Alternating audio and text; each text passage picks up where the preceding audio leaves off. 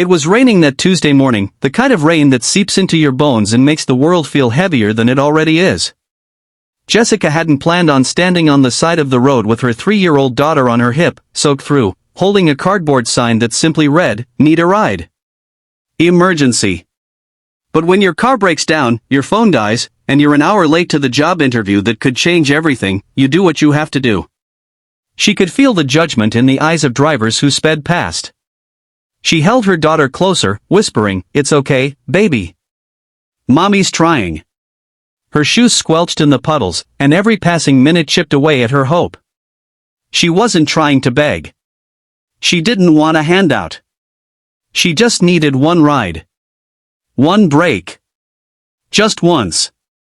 And then, a black SUV rolled to a stop.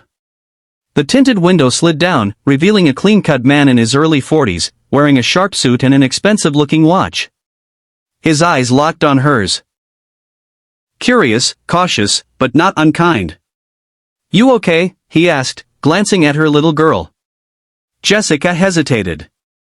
She didn't want to scare him off, but she couldn't lie either. "I just need a ride to downtown. I have a job interview. My car broke down. Please, it's really important." The man looked at her for a beat. Then he unlocked the door. "Get in." She thanked him over and over, brushing water from her daughter's curls. As they drove, she apologized for the smell of rain, for the crumpled state of her dress, for the sheer desperation in her voice. He listened quietly, occasionally nodding, never once making her feel like a burden.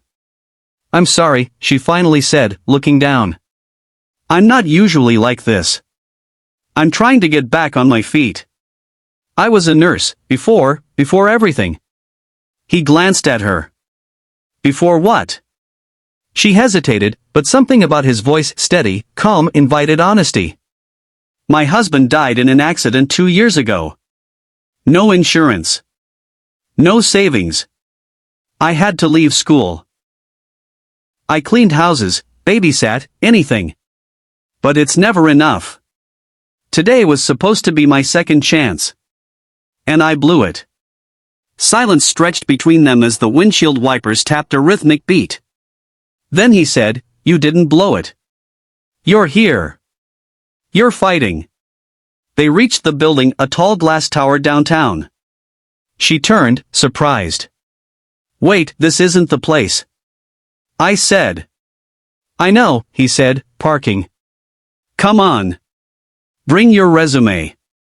Confused but with nothing left to lose, she followed him into the building, clutching her daughter's hand. The receptionist greeted him warmly. "Morning, Mr. West." Jessica froze. "Mr. West? As in Daniel West, the name printed on the side of the building?" She turned to him, stunned. "You're Daniel West? As in?" He smiled gently. "CEO of Westtech." "Yeah." She felt like her knees might give out. Why did you stop for me?" "Because once, 20 years ago, someone stopped for me. Gave me a ride. Gave me a shot. I never forgot that." He paused, looking at her with a new kind of intensity. "And because I saw something in your eyes. Strength. Hunger. People underestimate single moms all the time. But raising a kid on your own, that's grit. That's leadership." He offered her an entry-level position in the company's healthcare division, nothing glamorous, but a start. A door. Jessica worked harder than anyone else. She arrived early, stayed late, asked questions, learned fast. She never used her circumstances as an excuse. Her daughter, Lily, became a familiar face around the office, drawing pictures on the back of old memos while her mom pored over reports. There were challenges, of course. Childcare fell through. Bills piled up. Jessica doubted herself constantly. She was passed over for promotions, misunderstood, even mocked by some for being the CEO's charity case. But she didn't quit. Every time she felt like giving up, she remembered that rainy day. That stranger who saw her. Who didn't just give her a ride. but reminded her that her story wasn't over. Over the next 5 years, Jessica rose through the ranks, first to supervisor, then to operations manager. She earned her degree at night, studying while Lily slept. She started mentoring other single moms, paying forward what had been given to her. Then one day, Daniel West called her into his office. "I'm retiring," he said. "I want you to take over the healthcare division. You've built it from the ground up. You care. And most of all, you lead with heart." Tears welled in Jessica's eyes.